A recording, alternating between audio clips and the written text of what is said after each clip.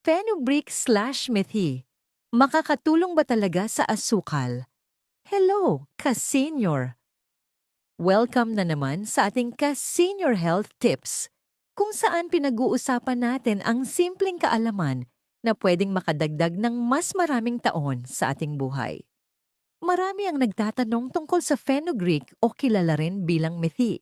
Sa Tagalog, madalas tawagin itong methi seeds o buto ng fenugreek. Uso ito ngayon bilang natural na pampababa raw ng blood sugar. Pero totoo ba talaga? Ano ang fenugreek/methi? Ang fenugreek ay isang halamang ginagamit sa India at Middle East bilang pampalasa at halamang gamot. Karaniwan itong iniinom bilang binabad na buto sa tubig tsaa powder na hinahalo sa pagkain, capsule supplement. Paano ito nakakatulong sa asukal? Ayon sa ilang pag-aaral, ang fenugreek ay may soluble fiber, tumutulong pabagalin ang pagsipsip ng asukal sa dugo.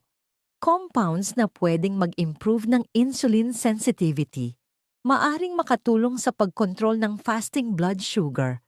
May ilang small studies na nagpakita ng pagbaba ng blood sugar sa mga may type 2 diabetes kapag regular itong iniinom. Pero tandaan, hindi ito kapalit ng maintenance na gamot. Supplement lamang ito, hindi lunas. Sino ang dapat mag-ingat? Ka-senior, ito ang mahalaga. Kung kayo ay may diabetes at umiinom ng maintenance, metformin, insulin, ATBP, may sakit sa bato, may problema sa atay mababa ang blood sugar, minsan mag-ingat. Bakit? Dahil kapag pinagsabay ang fenugreek at gamot sa diabetes, pwedeng masyadong bumaba ang asukal, hypoglycemia, na delikado rin. MG a posibleng side effect. Pagsakit ng tiyan, pagtatae, kabag pagkahilo kung bumaba ang sugar, amoy maple syrup ang pawis o ihi. Normal, pero nakakagulat sa iba. Paano ito karaniwang iniinom? Karaniwan, isang kutsarita ng buto na binabad sa tubig overnight, iniinom sa umaga. Pero hindi ito pare-pareho para sa lahat. Mas mabuti pa rin na magtanong muna sa doktor bago subukan, lalo na kung may maintenance. Mas mahalaga pa rin ito. Kahit may fenugreek, kung hindi maayos ang oras ng pagkain, dami ng kanin, pag-iwas sa matatamis, regular na paglalakad, sapat na tulog, hindi rin magiging stable ang asukal. Tandaan, ang natural ay hindi laging automatic na safe.